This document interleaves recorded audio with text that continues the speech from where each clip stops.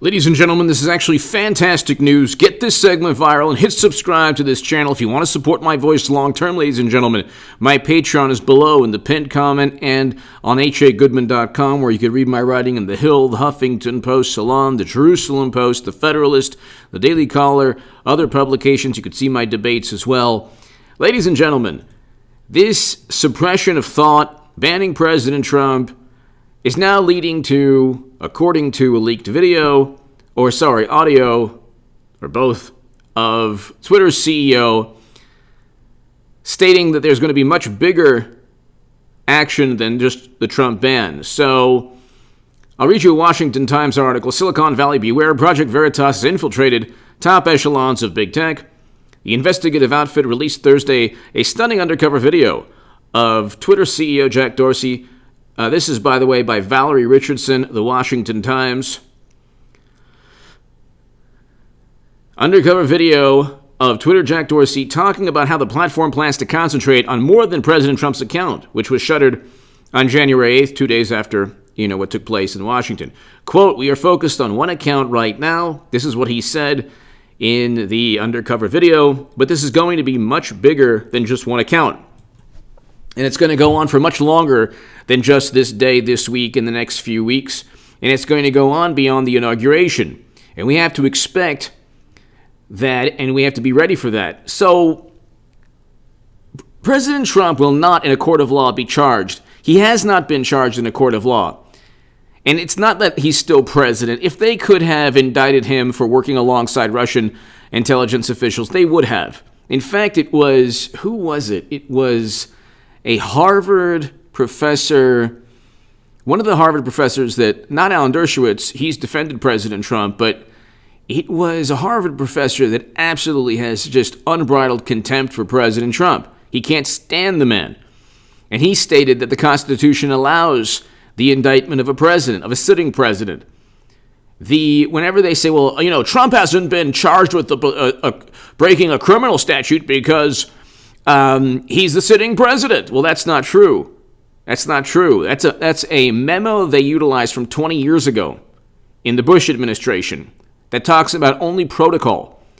If indeed President Trump committed a crime, they could easily have charged him even though he was president. That's wrong. Everything you've heard about a sitting president that can't be indicted, that's wrong. What they've always tried to do is equate Trump's actions with illegal behavior. They've never even impeached President Trump on a specific crime. It's always an allegation. The first impeachment was about their belief he tried to strong-arm and pressure another government to investigate Biden, who, by the way, is being investigated through his son by the federal government. So the federal government is investigating Biden's son right now, Caligula.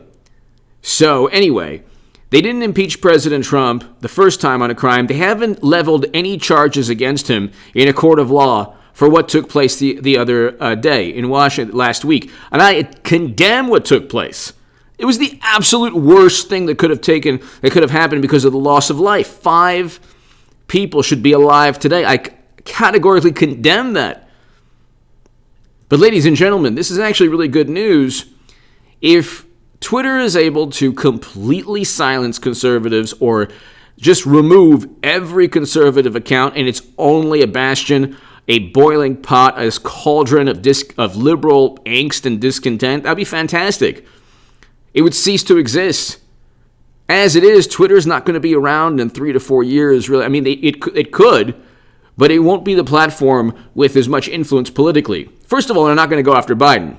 You know that media is not going to go after Biden in the same manner. Secondly, Twitter for the past 4 years has been one thing and one thing only. What did President Trump say? What did Trump say? And let's react to what he said. And oh my God, let's resist him on this platform.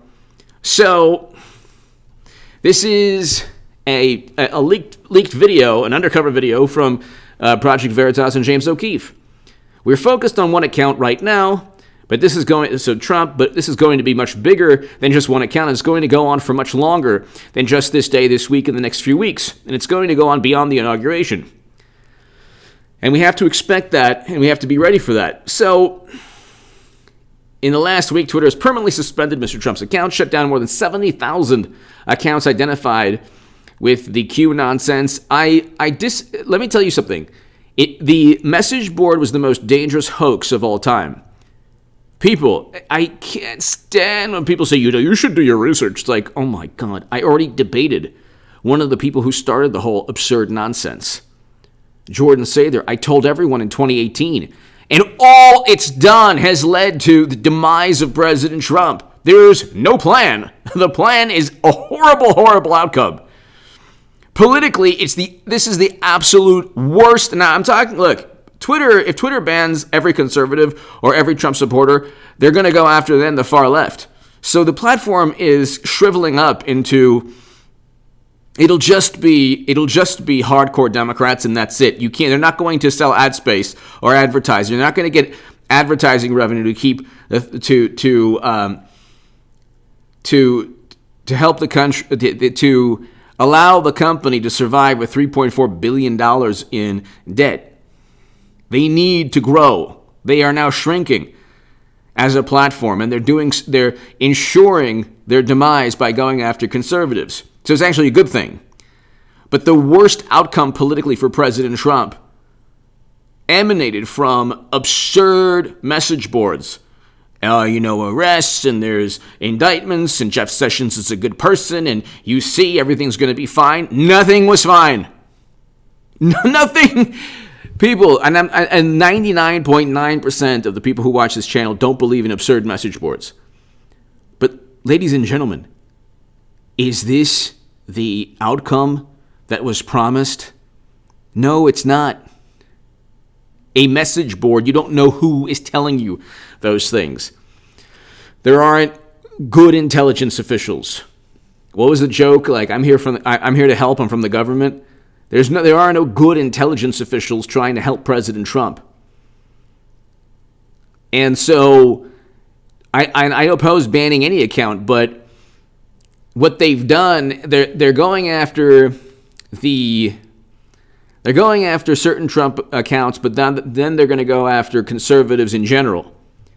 Whether or not, the majority of Trump supporters don't, look at that message board. So they're going to go after the majority of Trump supporters eventually, which will tank their stock even further in their company. They're not going to grow. The only way this platform survives in the long term is if it grows. They keep on talking about, our daily users are growing, and it's like you're not going to have a presence in American politics. You're certainly not going to be this digital commons if you cater only to one political viewpoint. And if you falsely claim that another political viewpoint leads to, horrendous action or, illegal activity because you had $1 billion in property damage and 19 lives lost. See, this is when, they don't understand hypocrisy. There's no semblance of hypocrisy. So when you have chaos and mayhem in the streets, where you have clashes every single day against law enforcement, hundreds of officers injured. You have law enforcement officials resigning because of all the negative statements hurled at them and the lack of support politically, especially in Democratic-run states. You have businesses torched. You have police buildings set ablaze. You have 19 lives lost. And just curfews in every major city. Like I said, $1 billion in insurance claims from property damage. And you have a CNN journalist right in front of a burning building, and he says, it's fiery but mostly peaceful. They're completely oblivious to what left-leaning, to how chaos and mayhem coincided with left-leaning protests. I'm not blaming any specific organization, but I'm saying chaos and mayhem was linked to numerous. And then you have, how many videos do you have from Andy Ngo and Ian Miles Chong? Tim Pool has talked about this and reported on this, of a whole bunch of people descending upon Trump supporters. And those people are dressed in all black and their faces are covered. So, you know what that organization is. So it's like, But see, the thing is, the standard by which they judge President Trump is not the standard. You have Democrats. It's not the standard they judge Democrats. You have Democratic politicians, 6 of whom have made phrases like, oh, there needs to be unrest, all of these types of phrases that you could link to, lives lost, property damage. You could easily do that. Okay? And during President Obama's administration, a police chief actually did link what took place with 6, 7 lives lost of officers in Dallas to rhetoric. So Democrats are all over the place. They didn't support law enforcement for the past 6 months or 7 months, and now they do support law enforcement. They're all over the place. They didn't believe Tara Reade, but they did believe everything against Kavanaugh. They're all over the place all the time. They're complete hypocrites. But now you have Twitter. It's like they're only sowing the seeds of their own demise. So it's like, leaked video of Twitter CEO says action much bigger than Trump account will be taken. So that's, at the end of the day, it's a very good thing. It's a very good thing. And I told you, it's like there's so many nuances to this. The suppression and the censorship is bad. I'm not calling for a censorship of views I don't like, but the thing is, there is unfortunately this belief among numerous supporters of President Trump. And I said 2 years ago, it was dangerous and it would cause a whole bunch of problems. You have people believing message boards, that everything's going to be okay, that there's some kind of plan, that there's, at the end of the day, President Trump, he signed this, and this happened in Italy, and this happened. It's like you're getting information. You're getting information from what is a message board on sites that you wouldn't ever visit normally. And so do not listen to message boards ever again. This is not a message board, it's a video. You could choose to just, it's oftentimes enjoyment, or you get something from it, you get information, or you get an analysis or a vantage point or an evaluation that you enjoy. But I'm not telling you everything's going to be okay. I'm telling you, if you engage in peaceful, intelligent, thoughtful, political activity, you can make the future bright. And I understand the psychology. The psychology is people want to believe in message boards. People who are conservative want to believe in message boards because the entire machine, the public relations monstrosity that we have to deal with, is stacked against supporters of President Trump. I understand this. It was stacked against Bernie Sanders supporters. Before I became a Trump supporter, I was a Bernie Sanders supporter. Okay? Debbie Wasserman Schultz was forced to resign. And still people said, still to this day, they said, oh, it's fair and neutral. It was a fair and neutral primary. Democrats erase history, and they have Hollywood, and they have most of media, and they have corrupt intelligence officials. Clinton has top secret intelligence on servers that the entire planet almost certainly infiltrated. Oh, you know what? It was a mistake. It was, there was no intent there. Then they went after George Papadopoulos for forgetting the date he spoke to somebody. And they set up and framed everyone around Trump using a dossier that literally Clinton purchased. So, I understand there's this longing for some kind of justice. I understand that. And the list goes on of the duplicity and the double standard. There's a double standard on social media as well. You don't see left-leaning accounts that threaten people, that engage in illegal activity. I don't have a Twitter account. The Twitter account impersonating me is breaking the law. Amazon knows who this man is because he was illegally sharing my books on Amazon. And so, I think Twitter suspended the account, but the account is still there. And so if that's just that's like one, or if there's protests or events organized by the left and they use Twitter or Facebook as a platform and illegal activity takes place, nobody says a word. There's like a million examples. Politicians can have made the most absurd claims about President Trump. Actors have made the most egregious, absurd claims and allegations and leveled the most disgusting insults at President Trump and Trump's supporters. Twitter didn't care. But Trump fomented this because he literally used the word peaceful, by the way. He didn't foment or compel anyone to do anything.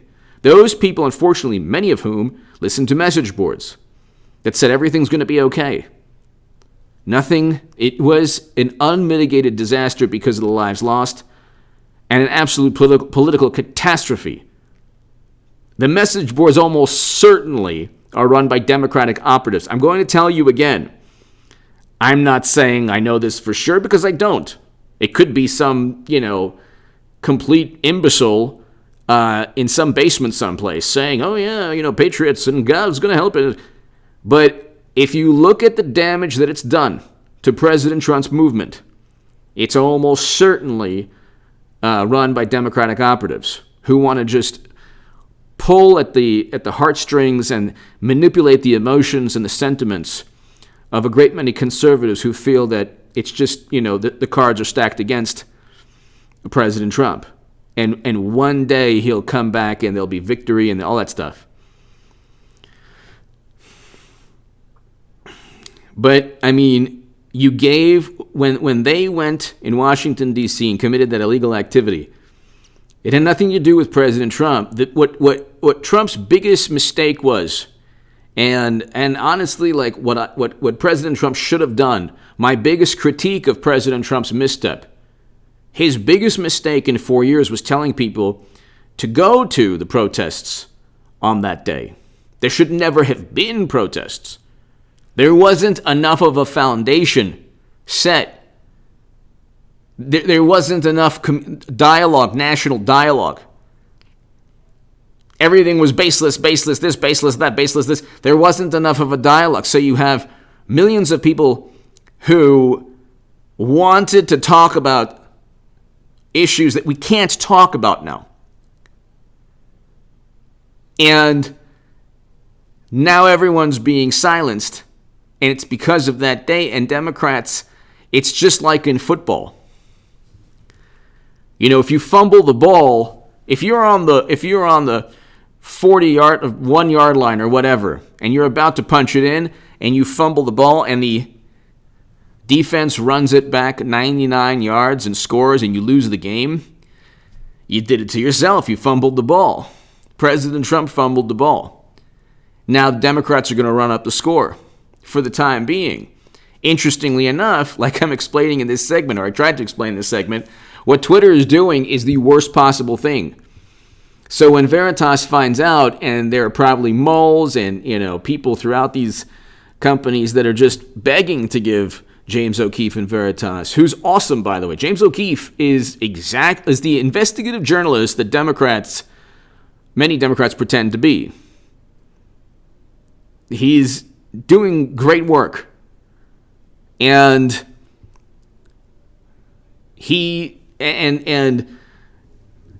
we have the evidence now. You've had endless books, articles written. Every story about Trump is, well, he is said to have said this, and you know what? He called fallen Americans, horrible words, and they ran with that. There was never, not only did Twitter suppress stories about Caligula Biden's laptop, but they ran with the most salacious, absurd, insulting, denigrating story that was completely baseless. It was an Atlantic article a day after Hillary was published that said Trump said this. No disclaimer on Twitter or Facebook. No disclaimer. Just, what? People have heard it. And he said it. Well, now you have the CEO actually on tape saying, yeah, we're gonna suppress voices. In the short term, it benefits them politically. In the long term, you could say goodbye to Twitter. And in the long term, this only This only bolsters the belief that Trump has been treated poorly. This only reinforces the notion that you don't want Democrats controlling everything. And so 2022 is going to happen. Guess who's going to be impeached? President Biden. And Republicans could probably impeach Biden twice. Why not? Let's see. They impeached Trump on wanting to investigate what the federal government is investigating now. And it's not just about Caligula's taxes, Biden's son. It's about entities he's working with. It's possible laundering. Read the Politico article. And we all knew this months back. Tony Bubalinsky, we all knew this. There's a laptop, probably 1 billion copies of this laptop and all the incriminating data. Thank you for meeting your father. Biden lied through his teeth. But see, the thing is, there's a limit. You can try to suppress ideas. You can try to censor or suppress or erase ideas and erase what people stand for from history. But the ideas will resonate no matter what you do. Because it just doesn't, you can only defeat ideas with reason and logic. That's it. You can't defeat ideas by brute force or by suppressing them. Give me your thoughts below. Hit subscribe right now. In the short term, it's actually, in the short term, it doesn't really help Democrats. They think it does. In the long term, it's the worst possible thing for them. Give me your thoughts below. And honestly, if every conservative account or every Trump supporter gets banned from Twitter, it's the best thing that ever happened to people. Because I'm not a fan of Facebook, but I have Facebook is better than Twitter. Much better. And I'm not a fan of it. I don't have Facebook or Twitter. And Facebook is an irrelevant platform too. Cyberspace, there's no reason for cyberspace. It's completely there's no reason for it. Reality is tough enough. You don't need to jump into a cyber reality and get lectured by people you don't know by fake and phony accounts. Give me your thoughts below. Hit subscribe right now. Thank you.